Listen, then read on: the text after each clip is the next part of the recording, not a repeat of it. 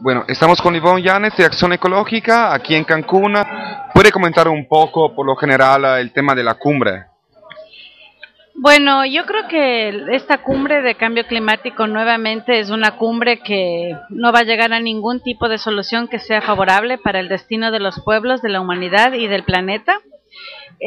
Sin embargo, yo creo que se ve una actitud un poco derrotista de las organizaciones y de las organizaciones civiles y movimientos que están participando aquí, porque ellos plantean de que efectivamente no se tenía ninguna expectativa y de que por lo menos deberían haber acuerdos mínimos. Yo creo que al contrario, una posición propositiva, una posición de verdad que apunta hacia un cambio debería ser nuestras expectativas. Siempre son las mayores. Esperamos que por primera vez en 16 cumbres se hable sobre el tema petrolero. Esperamos que al cabo de 16 cumbres se planteen soluciones directas para enfrentar el cambio climático, es decir, que las expectativas siempre deben ser las mayores y no decir que no esperamos nada de esta cumbre.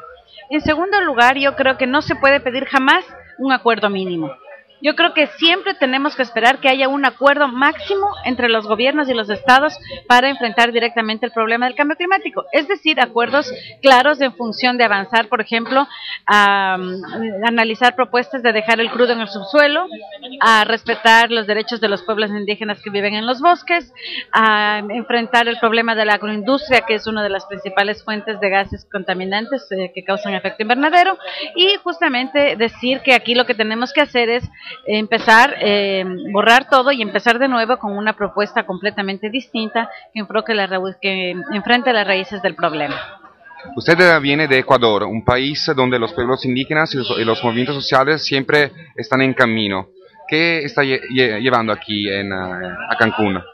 Bueno, desde el Ecuador han nacido propuestas muy interesantes, no solamente con respecto al tema de cambio climático y que la hemos venido trayendo desde hace algunos años, pero en el Ecuador existe una tradición de organizaciones indígenas y movimientos sociales y comunidades locales que resisten no solamente la extracción de minerales, la usurpación del agua, sino que han resistido a la explotación petrolera y a la expansión de los nuevos pozos exploratorios.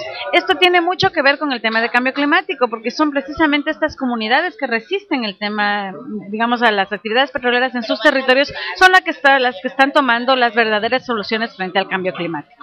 Es decir, que la voz desde el Ecuador es una voz que debería ser escuchada. Pero además, desde el año 97 y con posterioridad, desde Ecuador nació una propuesta que es la propuesta de dejar el petróleo en el subsuelo del bloque ITT que está en el Parque Nacional Yasuní. La propuesta de dejar el petróleo en el subsuelo en el Yasuní es una propuesta valiente, es una propuesta que ha sido hasta el momento reconocida como una política de Estado y que debería ser reconocida dentro de lo que son las negociaciones de cambio climático como la única manera de enfrentar y de reducir las emisiones de CO2. También desde el Ecuador estamos, visibilizando lo que ha ocurrido la semana pasada. Un número, 9 personas a nivel internacional han presentado en las Cortes del Ecuador una demanda, en la Corte Constitucional del Ecuador, una demanda en contra de la empresa BP por el derrame que ha causado en el Golfo. Uno podría preguntarse qué tiene que ver el Ecuador con el Golfo si se encuentra como a 3.000 kilómetros de distancia, y es porque el Ecuador es el único país en el mundo que reconoce legalmente a través de la Constitución a la naturaleza como sujeto de derechos, y los derechos de la naturaleza tienen jurisdicción internacional. Es decir, que apelando a este, reconocimiento de la naturaleza como sujeto de derechos, en el Ecuador se podría presentar un daño causado en cualquier otra parte del planeta. En este caso, nosotros creemos que el que haya sido presentado en contra de BP por el derrame del Golfo es un hecho que debe ser precisamente en este tipo de cumbres que trata el tema de cambio climático, ser visibilizada, enaltecida y convocar a las organizaciones y a la gente que se sume para apoyar esta demanda.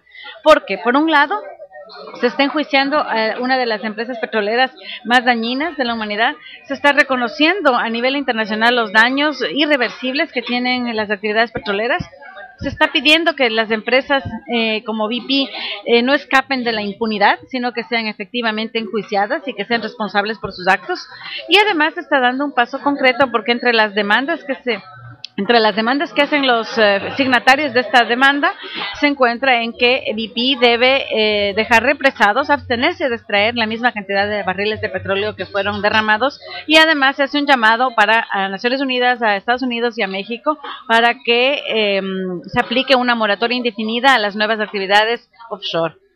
Bueno, la última preguntita, ¿qué significa para usted justicia climática?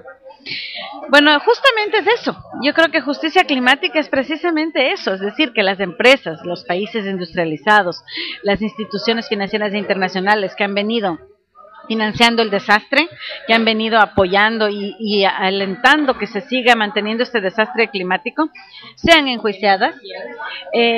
La justicia climática significa que los pueblos del sur sean resarcidos por los daños vinculados al cambio climático. No me refiero a fondos para adaptación ni mitigación en lo absoluto, sino que me refiero a verdadera justicia, es decir, que los pueblos puedan ver sus territorios saneados, que los pueblos puedan ver sus bosques respetados, y que los derechos de los pueblos y de la naturaleza sean respetados. Para mí eso es la justicia climática. No es una cuestión que diga yo te pago un mejor precio por la tonelada de carbono, tipo comercio justo. Tampoco se trata de que se pida mayores fondos como mendigos, fondos para adaptación, y obviamente tampoco es nada de lo que se está discutiendo en la cumbre de cambio climático. La justicia es que las empresas, los países industrializados, las instituciones criminales que han causado el cambio climático sean enjuiciadas y que los pueblos sean resarcidos a través del respeto de sus derechos, del saneamiento de sus territorios, y que se respeten los derechos de los pueblos indígenas en el manejo de sus bosques, sin red. Muchas gracias, Ivonne. Ya, gracias también.